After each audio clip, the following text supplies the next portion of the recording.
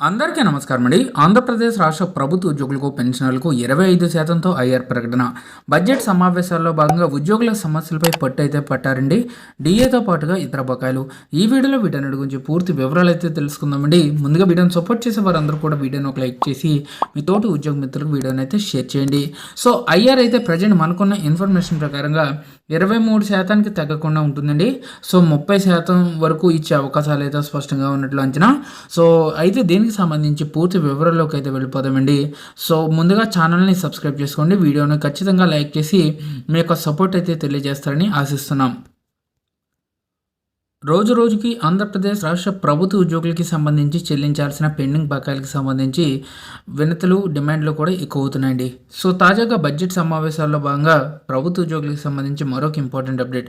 గ్రంథాలయ ఉద్యోగాలు భర్తీ చేయాలి, పెన్షన్ విధానంపై స్పష్టత ఇవ్వాలి, సో కేజీబీవీ సిబ్బందిగా కనీస వేతనం అమలు చేయాలి తదితర విషయాలపై నిన్న బడ్జెట్ సమావేశాల్లో భాగంగా శాసనమండలిలో సభ్యుల ప్రత్యేక ప్రస్తావనలపై సభ్యులు మాట్లాడడం జరిగింది.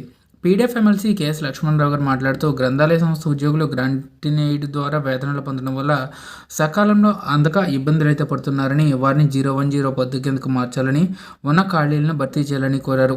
మరో పీడీఎఫ్ ఎమ్మెల్సీ ఇళ్ల వెంకటేశ్వరరావు మాట్లాడుతూ కేజీబీయూలో 2018-19 నుంచి తెలుగు భాషా బోధనకు 140 మంది పీజీటీలు నియమించారని, 2022 జూన్లో వారిని విధుల నుంచి తొలగించి తిరిగి కొంతమందిని విధుల్లోకి తీసుకున్నారని, మిగిలిన వారిని కూడా వెంటనే విధుల్లోకి తీసుకోవాలని కోరడం జరిగింది. అలాగే ఎమ్మెల్సీ ఎంవి రామచంద్రారెడ్డి మాట్లాడుతూ కేంద్ర ప్రభుత్వం 2004లో పెన్షన్ విధానం ఓపీఎస్ నుంచి సిపిఎస్కు మార్చడంతో ఉద్యోగులు వ్యతిరేకించారని, అయితే గత ప్రభుత్వం సిపిఎస్ స్థానంలో జీపీఎస్ను ప్రవేశపెట్టిందని, కానీ ప్రస్తుతం ఉద్యోగులు పాత పెన్షన్ విధానం ఓపీఎస్ను కోరుకుంటున్నారని, కూటమి ప్రభుత్వం ఏ విధానాన్ని కొనసాగిస్తుందో తెలియజేయాలని కోరారు. ఎమ్మెల్సీ కల్పలత మాట్లాడుతూ కేజీబీవీ సిబ్బందిని రెగ్యులరైజేషన్ చేసి కనీస వేతనం చెల్లింపును అమలు చేయాలని కోరారు. అలాగే ఉపాధి హామీ పథకం పనుల్లో అక్రమాలు చోటు చేసుకున్నాయని, సంబంధిత ఉద్యోగులు కాంట్రాక్టులను విచారించాలని, 2020వ సంవత్సరంలో ప్రభుత్వం ఏసీబీని ఆదేశించిందని, ఆ విచారణ కొనసాగిస్తారా లేదా ఉపసంహరించుకుంటారా తెలియజేయాలని ఎమ్మెల్సీ అశోక్ బాబు విజ్ఞప్తి చేశారు.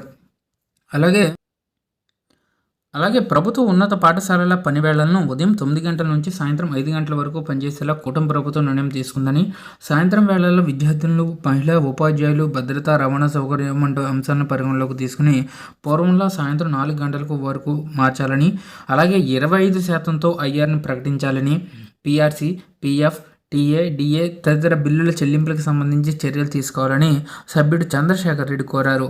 సో ప్రభుత్వ ఉద్యోగులకు ప్రధానంగా ఉన్నటువంటి సమస్యల్లో ప్రత్యేకంగా పెండింగ్ బకాయిలు, దట్టు ఆర్థిక బకాయిలు అయితే ఉన్నాయండి.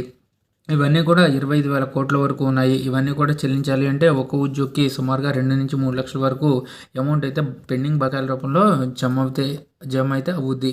సో ఈలోగా ఖచ్చితంగా ఐఆర్ అయితే 25% ప్రకటించాలని అడుగుతున్నారు. అయితే ఉద్యోగులు మాత్రం 30%ని ఐఆర్ అడుగుతున్నారు. సో పెండింగ్లో ఉన్నటువంటి తదితర బిల్లులు, చెల్లింపులు కూడా సకాలంలో చేయాలని చెప్పేసి అడుగుతున్నారు. సో ఇదండి వాళ్ళ ఎంప్లాయీస్ సంబంధించి వచ్చిన తాజా updates. For more updates subscribe to our channel. Thank you.